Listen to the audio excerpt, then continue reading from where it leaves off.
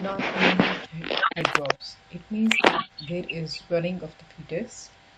There is edema, which can be generalized but Dora, limited to some cavities. Dora, So, you what are the start. causes of non-immune hydrops? So, generally Dora, speaking, the most important causes are severe fetal anemia, congenital excuse me. infections, heart or the lung defects, chromosomal abnormalities, and genetic abnormalities. Also, in cases of twin to twin transfusion syndrome, in cases of fetal bleeding. So, what are the other causes? There are different ways of classifying them. The cause can be like in the cardiovascular system of the baby, like there can be arrhythmia, there can be mycardiopathy, structural malformations like Epstein's anomaly, premature closure of the foramen ovale, vascular obstruction like due to tumor structure or fibroelastosis, like we read yesterday in cases of SLE, the heart block, there can be fibroelastosis when anti-Ro and La antibodies are positive. There can be vascular malformations and hemangiomas. Genetic causes of non-immune hydrops include skeletal dysplasia in the myopathies, metabolic disease like Gaucher, and then GM1 gangliosidosis, mucopolysaccharidosis, autosomic diseases like Noonan syndrome, which is just like Down syndrome, but the eyes, the palpebral fissure will be downsloping. Bone belly syndrome, Fanconi's anemia, then chromosomal abnormalities like trisomy 21, 18, 13, Turner syndrome, which is monosomy, again aneuploidy, but can be 45XU. Congenital infections like the baby has taken Dora infection Aisha, from the mother, like the virus, like Dora the Aisha, cytomegalovirus, parvovirus, Dora Aisha, rubella virus, varicella, herpes, Dora. syncytial respiratory, like the toxoplasmosis, syphilis, and the Chagas disease. So then the causes can be in the hematologic system, like there can be non-immune anemia, like the cells are not destroyed, but there is some other cause of the fetal anemia. Alpha thalassemia, when we know that the alpha genes they are like abnormal. Then others like leukemia. There can be placental causes like twin to twin transfusion syndrome, and it causes can be related to the umbilical cord. Then miscellaneous, too many causes. Respiratory system like pulmonary sequestration, adenomatoid disease, then chylothorax and the tumor. So all of these are like congenital abnormalities, problems can be there. Okay. Then in the genitourinary system like obstructive uropathy, dysplasia, cysts, thrombosis, nephrotic syndrome. In the GIT like duodenal, jejunal atresia, anal imperforation, peritonitis. Neurological like encephalocele, intracranial hemorrhage, cerebral aneurysm. Then there can be tumors like sacrococcygeal teratoma, neuroblastoma. There can be hepatoblastoma and multiple causes like presence of more than one associated etiologies. Idiopathic. So idiopathic basically when we are finding no cause at all. So what exactly is happening? This is the picture of hydrops. This is the baby. You can see that the tummy is swollen, right? So abnormal fluid in the abdominal cavity. It can be around the heart, it can be around the lungs, can be anywhere. Okay. Then there can be thickening of the placenta. Why? Because there is edema. Then polyhydramnios, excessive amniotic fluid. Then there can be general edema, like the baby can be swollen from head to toe. So this is a serious condition. Okay. You have seen that there can be so many different causes like that. Okay. So why we are concerned about it? If I will show you the actual ultrasound pictures like they can show you in the exam, can you appreciate this is fetal heart? Is it clear? Fetal heart, four chambers, but you can see that everything is swollen. Here you can see massive polyhydramnios. Okay, the head it can be swollen. There can be like cerebral edema. Okay, there can be edema. You see, this is the center of the abdomen, and see here you can see the fluid collection. Now look at this one. Even in the tummy of the baby, the gut is floating, but you are going to see a lot of water like that. Okay, so this is one thing. So it can be caused by parvovirus B19. Like among the known causes, we know that infections they can cause it. So we are particularly concerned about the by the B19 virus. This is because in the exam also they are going to ask you that what exactly is happening. Mostly they are asking in relation to the parvovirus B19. So B19 we know that this is single-stranded DNA virus. And what are the clinical manifestations? Commonly, if the mother is getting parvovirus infection, she is going to be asymptomatic. There can be, in some cases, there can be rash. We call it erythema infecciosa. She can develop systematic symptoms like fever, arthralgia, malaise, or there can be aplastic crisis. So the complications if the mother is getting this infection, so then there can be many other problems like there can be fetal demise, fetal anemia, and hydrops fetalis can be there. So why hydrops fetalis is there? Because this hydrops, basically the baby is going to be hydropic anytime there is anemia or there is kidney problem or there is liver problem like that. So anemia is most common. This virus, the parvovirus, it has one problem, like it likes to go and stay into the bone marrow and other areas where the blood cells are forming. So then it destroys all blood forming cells. And when the baby is anemic, then we are going to get this picture of non-immune hydrops or swollen baby. How do we diagnose it in the mother? Of course, serological test, immunoglobulin G and immunoglobulin M antibodies. Then we can do serum viral DNA polymerase chain reaction. So, and then if she is pregnant, then you need to test her, the baby also. Whenever you are dealing with pregnant woman, check her condition and check condition of the fetus. Okay. So how do you check? You will look at the general physical examination of the mother. Then you need to do the abdominal examination. Then carry out ultrasonic examination, abdominal ultrasound. So antenatally, what are you going to see? Fetal anemia, hydrops, and since there is anemia, so the elevated middle cerebral artery peak systolic velocity, because it will tell you that the baby's blood is moving very fast, very rapidly. Why it is so? Because if it is not fast, it won't be able to meet the requirements of the body. So it will be the cerebral peak, middle cerebral artery peak systolic velocity, not the flow. This is the velocity, that how rapidly the blood is going. It will be more than 2.5 multiples of the median. So fetal diagnosis, we will see how we can diagnose, like we can do cardiocentesis, or we can take this amniotic fluid for analysis. And what is the fetal treatment? If the baby is severely anemic, then you will have to offer intrauterine blood transfusion. How you will do that? Through the cardiocentesis. So this is the process related death rate is like 5%. So very high death rate. But it will depend, that actual treatment, it depends on the stage of when diagnosed. Like how many weeks she is into this pregnancy, like that. That is important. Why? Because this parvovirus is just going to clean the whole bone marrow, so it will cause aplastic crisis like that. So there is going to be anemia. So we know that regarding the pathogenesis, we know that parvo B19 infection is a common childhood infection which tends to be more frequent in the late winter or early spring. They will give you a clue in the answer in the question, that in month of April she was diagnosed with this and that. So caused by single-stranded DNA virus, the B19 parvovirus, transmitted through the respiratory secretions and hand-to-mouth contact. And the virus, it likes to stay in the rapidly dividing cells such as erythroid progenitor cells. Prevalence of seropositivity, it increases with age. About 50 to 60% of the women of the reproductive age group, they are positive, they have antibodies against parvovirus. So it means 50 to 60% are immune, so remaining 40 to 50%, they are at risk of developing parvovirus 19 infection. So once the antibodies are formed, then it is considered that this person has become immune and they will not develop this parvovirus infection again. The incidence of the acute parvovirus infection is very low, like 3.3 to 3.8% in the pregnancy.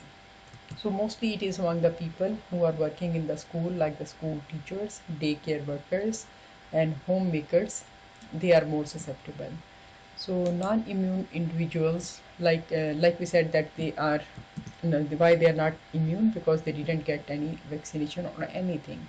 So they are exposed in the classroom and they have 20 to 30% risk of infection. Then the secondary attack rate for the household members, that is up to 50%. Like the person has brought this infection from the school, from the child care center. They will give you a case that the woman is working in the school cafe, or she is working in a daycare center and she has developed this problem. So then you have to think about parvovirus infection. So during pregnancy, this virus can cross the placenta and infect RBCs in the fetal bone marrow, and the virus suppresses erythropoiesis by attaching to the AP antigen on the RBC's stem cell. And this results in severe anemia and high output congestive heart failure. In addition to the reduced survival of the fetus RBCs, the anemia is further complicated by increased demand of an expanding intravascular volume and the inability of the immature immune system to control the infection. Additionally, the virus again attacks the myocardiocytes via the P antigen, and it will cause cardiomyopathy. So already the baby is sick, he's having like this high drops, the heart is failing because of anemia, and now it is damaging the heart cells directly. So in your exam, you will just say that will spoil this parvovirus will destroy the stem cells, the RBCs. Okay, that's why the baby will be anemic, and we will see other changes. How we can prevent it? So pregnant women who are susceptible to parvovirus B19, they should avoid contact with known infected individual.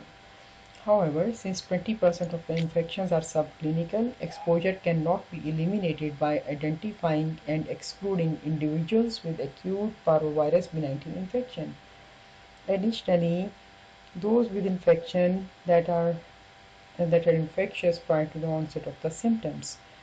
So, so routinely remove women from the occupation considered in high risk. That is not recommended, because most of the time, we don't know that when was the exposure, and simply something happened or didn't happen. On the other hand, patients should be counseled on careful hand washing and avoidance of sharing food and drink with others. So the patient has been infected or exposed to the parvovirus. What are the signs and symptoms? So parvovirus, it causes the common childhood illness of erythema infectiosum, which is also called the fifth disease. Erythema infectiosum is characterized by low-grade fever, malaise, arthralgia, and a slap cheek appearance. Like the cheeks, they will appear very red pink, like the rashes are there. So patients may also present with lace-like erythematous rash on the trunk and the extremities. So the incubation period of the parvovirus is 10 to 20 days. Like she had exposure 10 to 20 days ago, and then she will develop this infection.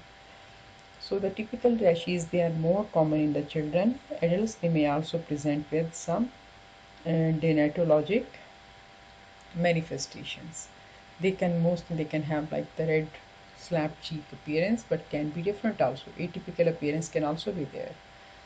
Systemic symptoms, they are noted 1 to 4 days prior to the onset of the rash. These symptoms include fever, malaise, arthropathy, which is more common in the adults. Patients with hemoglobinopathies such as sickle cell anemia, thalassemia, they are at higher risk for aplastic crisis, so which are usually self-limited. So patients infected with this virus, they are considered infectious 5 to 10 days following exposure up to the onset of the symptoms. And once the rash presents, individuals, they are no longer infectious. So by the time the rash appears, she is not going to be infectious.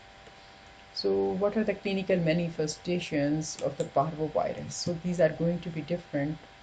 They're going to be different like in the different age groups. Like what are the presentations in the children? Children, they will have slap cheek appearance. They can have low grade fever and malaise. And what about the adults? Adults can be totally asymptomatic.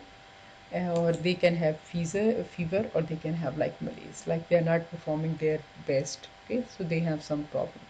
So arthropathy, we said that we'll go to them, that they can have more problems. The fetus can be simply IUFD, anemia, or can develop hydrops fetalis. Regarding the children, they can also have arthralgia. The adults, they can also have it.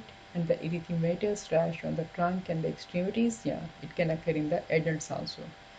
And children, they are less likely to have the aplastic crisis, but it can occur in the adults and also in the fetus. Fetus can have severe thrombocytopenia also. So what findings we will have on the lab? So we can have um, like can be serologic testing is used to diagnose maternal parvovirus infection. Immunoglobulin antibody capture a radioimmunoassay and enzyme linked immunosorbent assays are carried out, and they are like 80 to 96% um, uh, sensitive in detecting the infection. That is the point. Okay. So serological tests are helpful. So there are various possible combinations of the serological tests which will result in varying disease states. IgM antibodies, they are detected 7 to 10 days after exposure. Peak level will be at 10 to 14 days, and they remain positive for several months, indicating previous infection. IgG antibodies, they present several days later. So like how you will interpret the result. So IgM is there, and IgM, if they are negative, so it means like the patient is susceptible.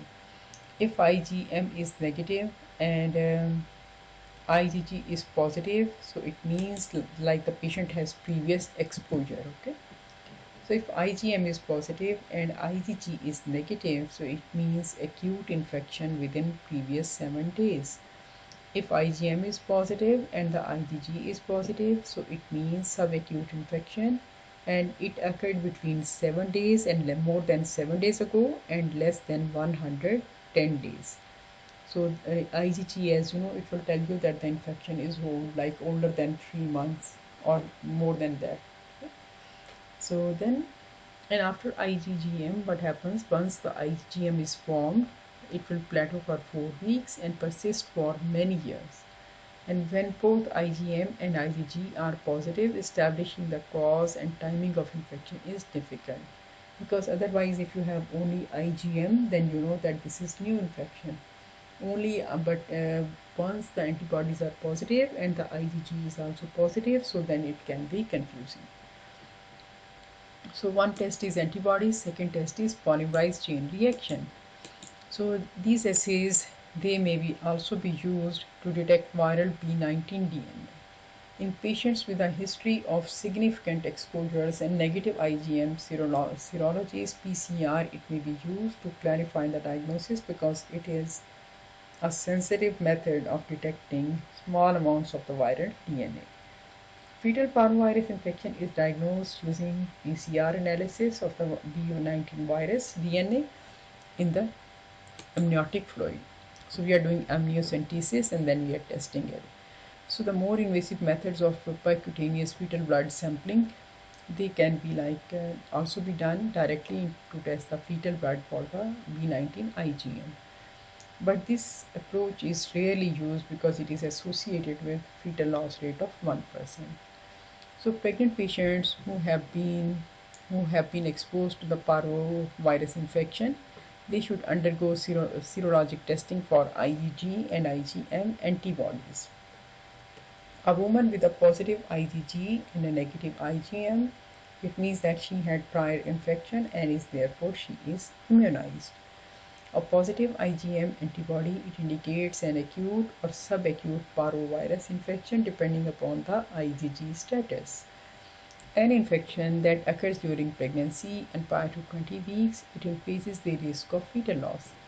On the other hand, if the infection occurs after 20 weeks, there is a lower risk of fetal loss, but infection remains associated with fetal anemia and hydrops.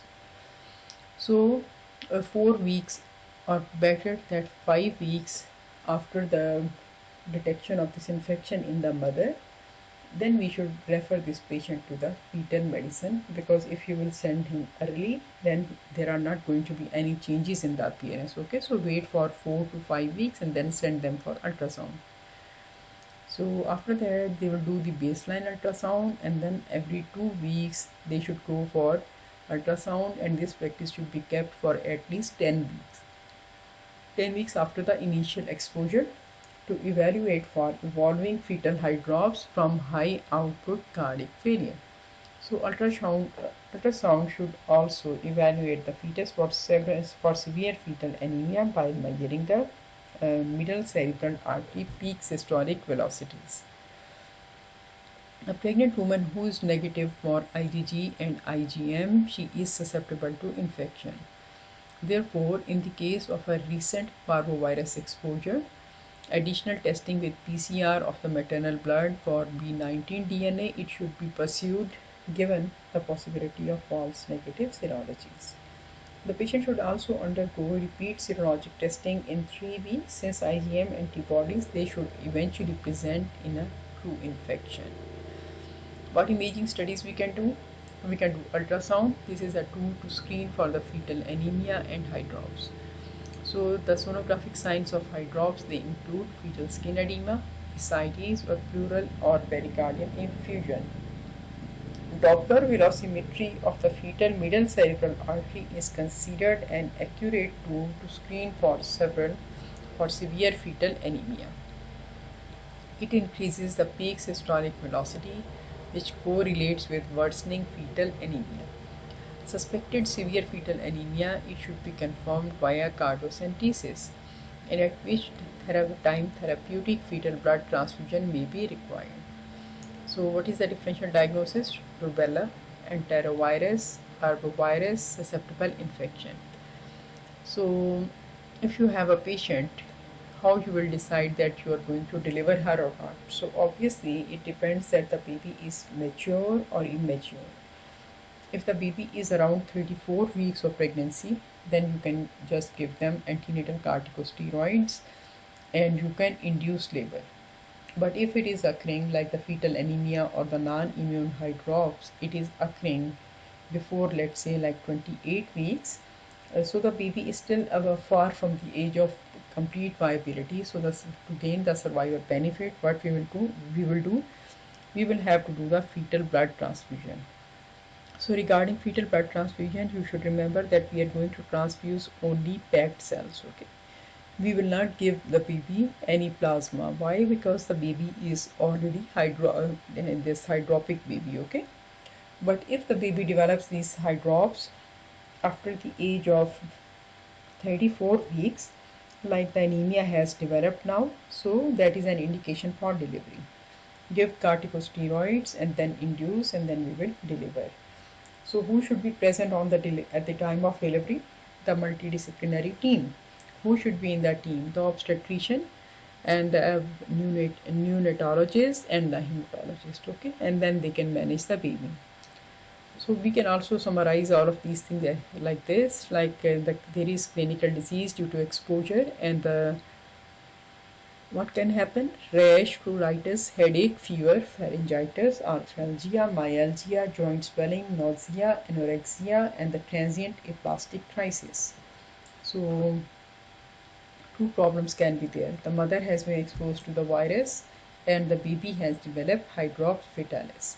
So then we will have to review that what exactly is the condition. So if IgG positive, IgM is negative, so it means this is previous infection, so patient is immune, so no further evaluation required. Second outcome can be that IgM is negative, IgG is negative, so then we need to repeat in 2 to 4 weeks. So after 2 weeks to 4 weeks of exposure, when you are looking at them, if the IgM and the IgG both are negative, so no infection, so no further evaluation required. If IgG like positive or negative but IgM is positive, then it means that IgM, anytime IgM is positive, so it means that there is recent exposure. Why recent exposure? Because IgG maybe it has developed, maybe it has not developed. So that will point towards a recent infection. So you will do this targeted ultrasound in the middle cerebral artery velocimetry every 2 weeks for 10 weeks after exposure. On the other hand, the baby is another outcome can be like IgG is negative, IgM is positive. So again, it means recent infection, or IgG is positive, IgM is positive. Here you will do one test. You can do this test, write down IgM avidity test. We call it IgM avidity test. Avidity test means that your patient has just developed some antibodies. You are entering this DNA probe, and then you want to see that how many antibodies have been tied in the maternal serum. So if the avidity test is giving you very high number, like more than 40% antibodies they are saturated, they are used, so it means this is old infection, because that's why the patient has too much IgG in the system. Okay, and if the level of IgG antibodies, the binding is less than 40%, then it means that the infection has been acquired in the last 3 to 4 months. That is one thing. Okay, so if they are positive and thus you're suspecting parvovirus, then we need to do ultrasound to see the baby, that is the baby developing anemia or not, and it should be done every 2 weeks for 10 weeks from the time of exposure. So if there is sonographic evidence of the fetal infection, like there is hydrops fetalis, or there is hepatomegaly, splenomegaly, or placentomegaly, elevated middle cerebral artery peak systolic velocities, then you will have to say that these things are positive or not. If these findings are not seen, then no further evaluation required. Just notify the pediatric service at the delivery. If any of these things is found positive, then we have to do cardiocentesis for CBC, for the reticulocyte count, parvo B19 virus, PCR, and you will have to consider intrauterine transfusion if the baby is far from 34 weeks. If the baby is more than 34 weeks, in that case, you can just deliver the baby after giving antenatal corticosteroids. You can deliver, and the mode of delivery will be normal delivery, like you are going to induce this patient if he has no contraindication to the normal birth. But if he has any contraindication, then you need to give her you will need to prepare her for the cesarean section. So that's all you need to remember for the hydrops fetalis. Like the causes, they can be maternal, they can be fetal. So that's why we need to get this baby assessed in the fetal medicine. Okay, because if like I will tell you how serious is this hydrops. If there are 100 babies who have been infected with hydrops fetalis, 50% of them, they can have like problem, and the death rate can be 1 to 3% if the baby has developed hydrops fetalis. Important question, that the death rate is 1 to 3%. That's why this topic is very important. So just remember, this is a diagnosis of exclusion. You cannot remember all causes because the causes are multiple, but try to remember the important causes.